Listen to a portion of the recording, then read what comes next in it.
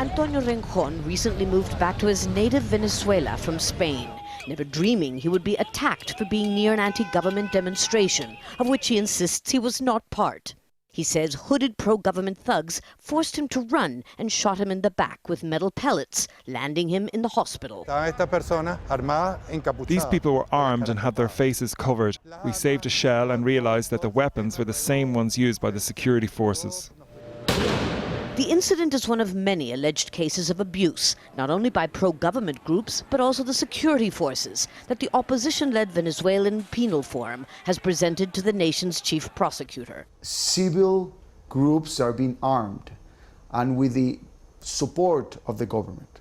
There are 40 cases of torture already verified by us, by our organization, but there are a lot of claims that we have received of different people regarding abuses, police abuse, torture, or cruel treatment. President Nicolás Maduro, seen here at the funeral of a National Guardsman shot this week during a demonstration, puts all the blame on violent protesters, whom he calls right-wing fascists.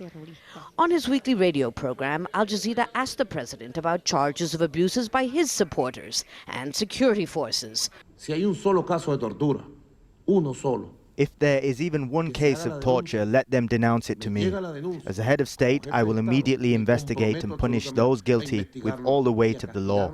This is not a government of torturers or repressors.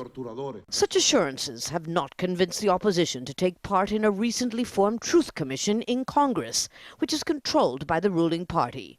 But the protests are continuing here in Altamira, which has been ground zero for the opposition. These protests are peaceful, and at least for now, the National Guard is letting them take place.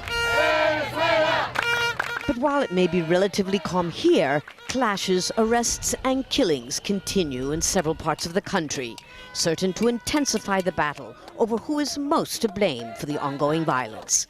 Lucia, Newman, Al Jazeera, Caracas.